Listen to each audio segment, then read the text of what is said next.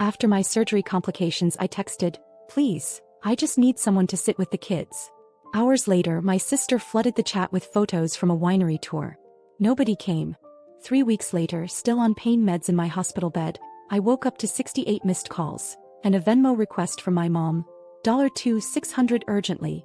I got angry, and there's something gutting about realizing the people closest to you are complete strangers when it actually matters. Not just distant, not just self-involved, I mean completely indifferent to whether you're alive, unconscious, or in need. That's what hit me hardest. Not the surgery, not the recovery. The silence from people who were supposed to care. My name's Haley, I'm 35, a mom of 2 living in Chicago. I've always been the dependable one. Paid my sister Jessica's tuition when she was about to drop out of grad school. Gave my parents money for a new furnace last winter. Helped my younger brother out of credit card debt twice. No one had to beg. I just did it. Because I believe that's what family meant, you step up. So when I found myself in the ER with unbearable abdominal pain and doctors telling me I needed emergency surgery, I wasn't even thinking about myself. My mind went straight to Liam and Ava. They're 10 and 6. No one else was home. Their dad hasn't been around for years. From my hospital bed, still hooked up to fluids and monitors, I texted the family group chat. "Please, I just need someone to stay with the kids for a couple of days." So, I didn't cry or beg. I figured that'd be enough. I was wrong. My sister was the first to respond, not with a word but with a photo. A boomerang of her at a winery, spinning in a floral dress with a glass of rose. The caption said, "Weekend starts now." Nothing else. No call. No follow-up. My parents read the message. I could see they saw it. But they didn't reply. Nothing. Like I hadn't just told them their daughter was going into surgery and their grandkids were home alone. I lay there for hours waiting for something. Anything. But it never came. I woke up after the operation groggy, sore and still alone. A nurse handed me my phone and I saw the missed calls, not from my family but from my neighbor Mrs. Gutierrez. Her voicemail said she found Liam in the hallway asking if she had milk. That's how I learned my kids had been alone for nearly 2 days. I couldn't even process it at first. Just stared at the wall. Mrs. Gutierrez had called the school and then CPS. Rachel, my cousin, got word and dropped everything. She and her husband Evan drove straight from Aurora, brought food, clothes and stayed with the kids. They didn't ask questions. Didn't hesitate. Just showed up. Rachel texted me that Ava had been sleeping in a pile of laundry and Liam had tried to microwave frozen chicken nuggets without taking the plastic off. Evan took care of their lunches and walked them to school. Rachel helped Ava with her homework and braided her hair. I hadn't asked them. They just did it. Meanwhile, Jessica was posting selfies holding oversized wine glasses with hashtags like #blessed and #familytime. My mom liked every post. Not one person from my immediate family asked how the kids were doing. They didn't even acknowledge the message. I stayed in the hospital for 3 more weeks. Recovery was rough. Pain meds kept me half asleep most of the time. Rachel and Evan kept everything running at home. I didn't know what I would have done without them. And the truth was, I didn't want to think about it. Then one morning I woke up, looked at my phone and saw it, 68 missed calls from my mother. And a Venmo request for $2,600. The note just said urgent. No message about me. No question about the kids. Just that. And that's when something snapped in me. For the first time in my life I felt completely done. There's something humiliating about waking up in a hospital bed, still foggy from painkillers and seeing 68 missed calls from your mother. Not because she's worried about you but because she wants money. Not one message asked if I was alive. Not one asked about Liam or Ava. Just a Venmo request for $2,600 with the word urgent. I didn't respond. I just stared at the screen, my heart racing like I was seeing something I wasn't supposed to. But it was all right there, black and white. I was nothing more than a wallet to them. She called again that afternoon. I picked up. Without even asking how I was doing, she launched into it. Said my brother's car had broken down, that he couldn't get to class or his job. He said if I cared about my family I'd help. I waited. Waited for her to acknowledge that she hadn't even responded when I begged for someone to stay with my kids. Waited for her to ask about the surgery. Nothing came. Just more about how I was their last hope. I told her no. Flat out. No apology, no explanation. Just the word. She didn't take it well. Said I was turning cold, selfish. Said money had gotten to my head. That was rich, considering I'd paid off her mortgage just 3 years ago when they were drowning in late fees and pretending everything was fine. She hung up before I could say anything else. Not even 24 hours later, Jessica messaged me on Instagram. Not even a, "Hey, how are you?" Just a question about whether I was still planning to send money for her boyfriend's birthday trip. I didn't reply. She followed up with a comment under one of my old posts. Some people forget where they came from. Like I hadn't just nearly died. Then my dad texted. It was long. Rambling. Passive-aggressive. He brought up every favor they'd ever done for me, real or imagined. Told me I was abandoning the family. He ended it with a screenshot of a GoFundMe he'd set up for home repairs, and suggested I pitch in like I used to. I was still on antibiotics.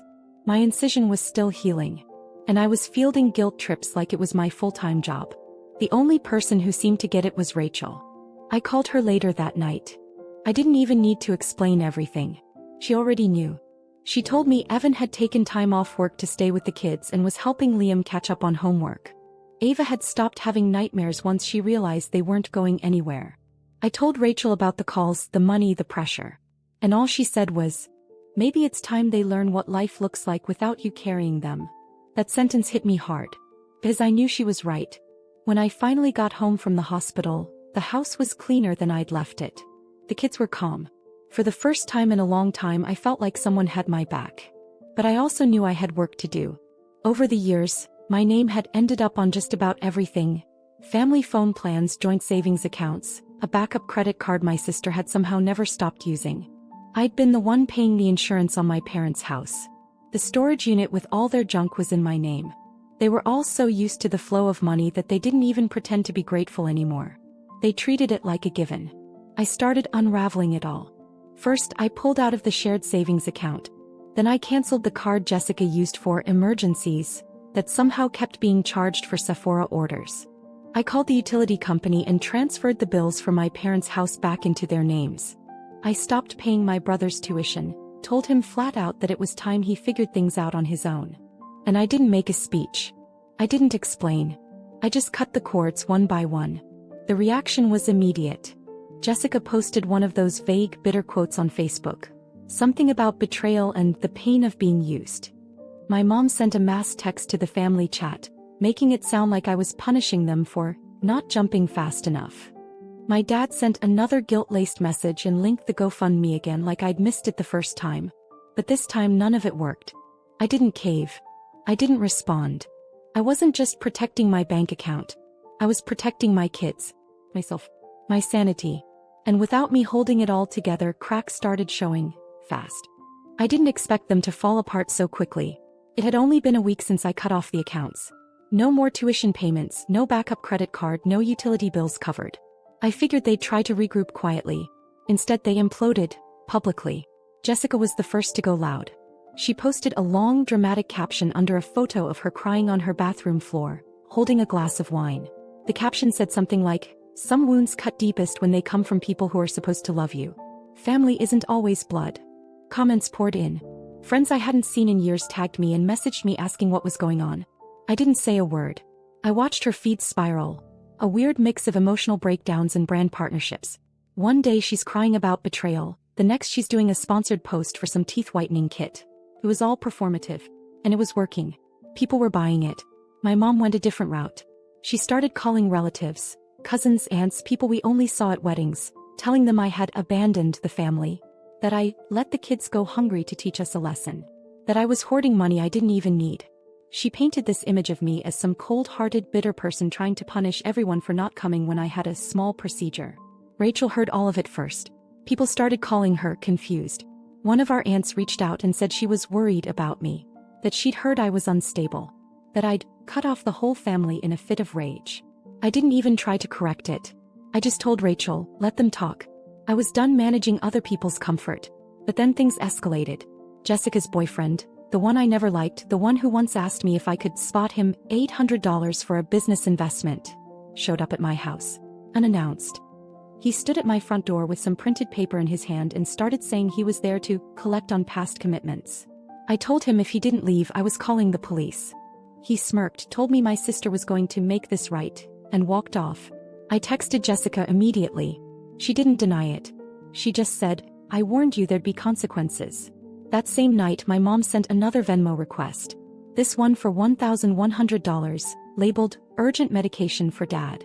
My dad then called me himself, and when I didn't pick up, he left a voicemail saying that I was tearing the family apart. But here's the thing. The family was never whole. It just looked that way because I kept patching it together. What none of them expected was that I wasn't alone anymore. Rachel and Evan had my back.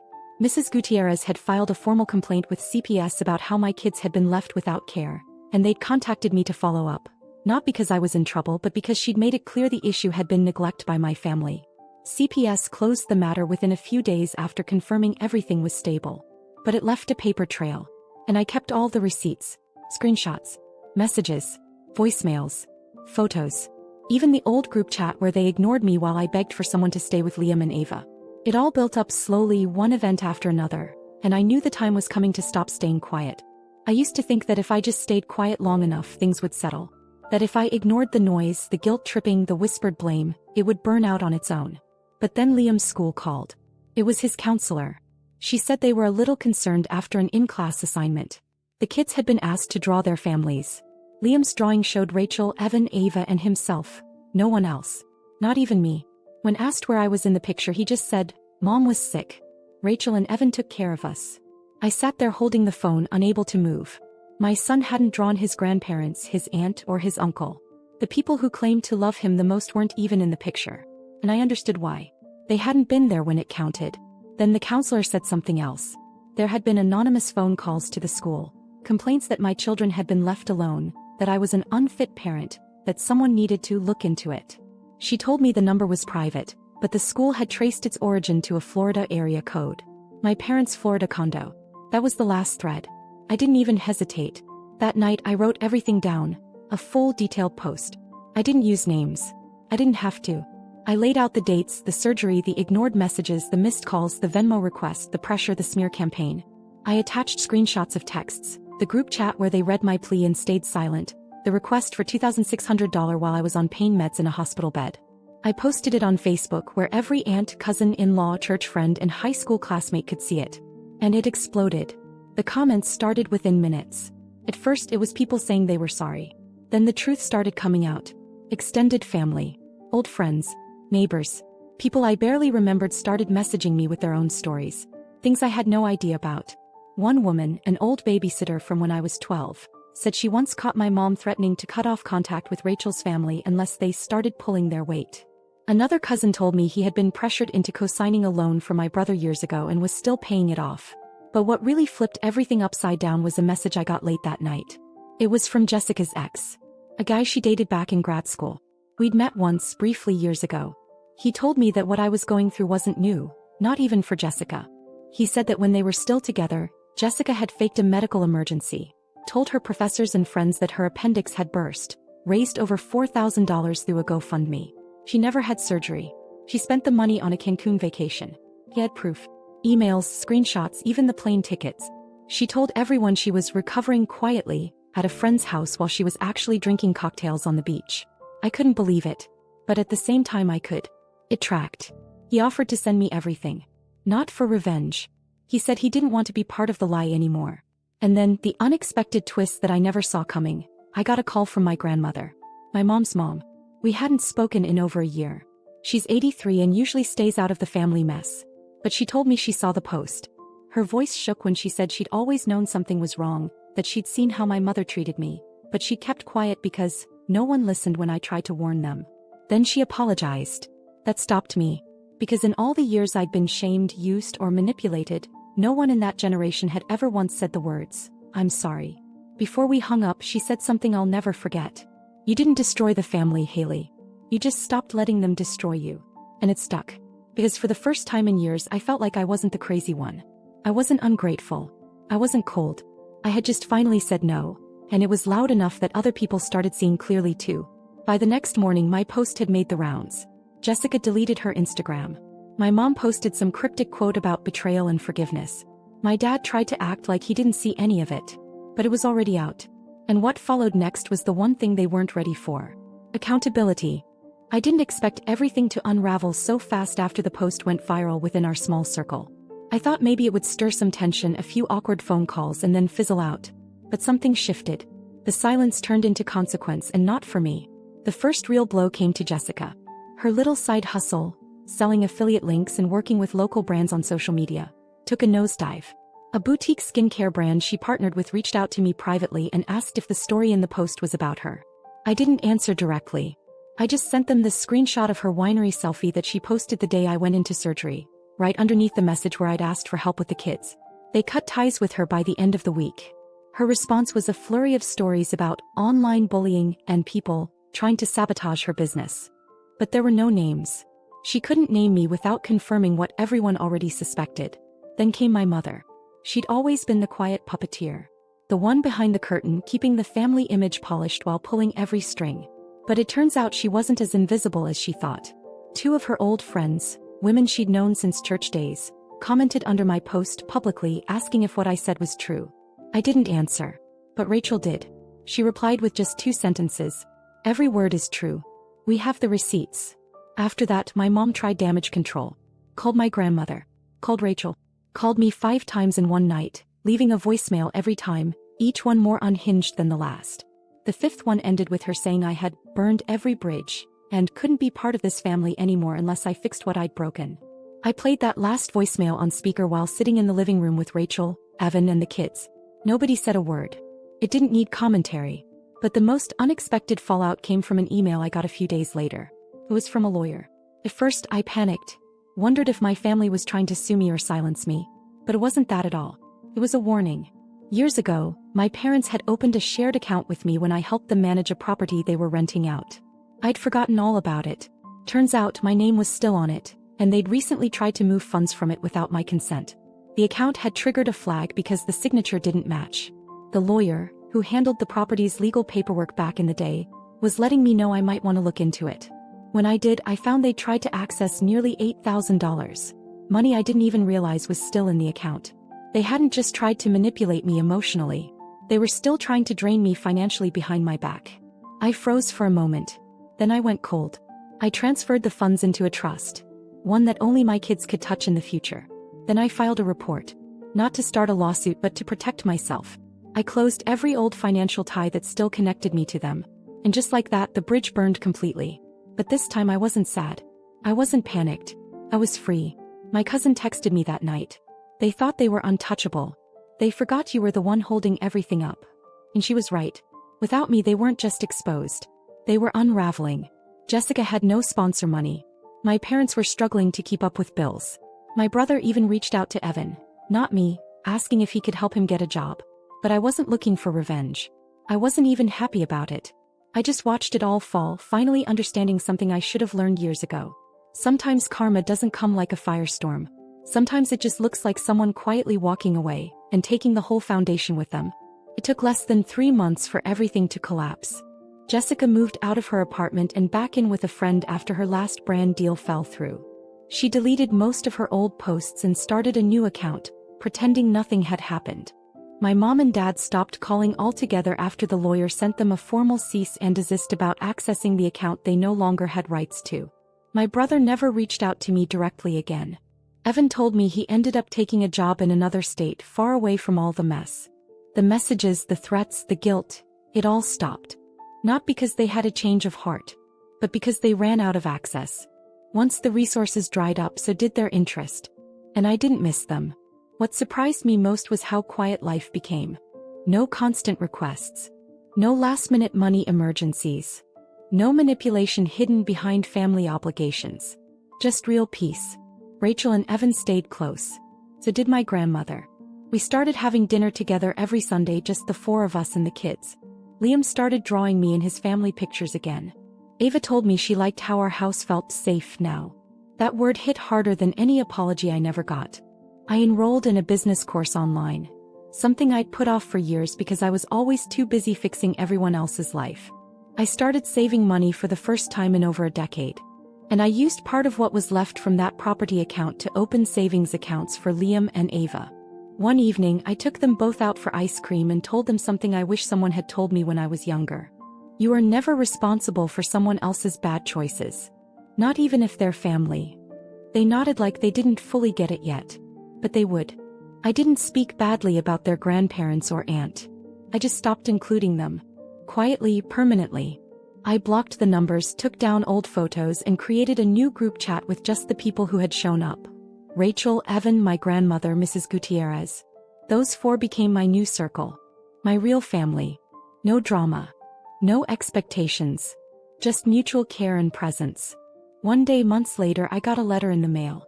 No return address. Just a handwritten note inside that said, "We didn't know what we had until you were gone. We're sorry." I didn't even need to guess who sent it. I folded it up, placed it in a drawer, and didn't respond. Not because I was bitter, but because I no longer needed anything from them. Not money. Not approval. Not closure. I already had everything I needed. The real lesson wasn't about betrayal. It wasn't even about revenge. It was about power. About how much of mine I had been handing away for years in the name of family. And how good it felt to take it back. Not loudly. Not dramatically. Just completely.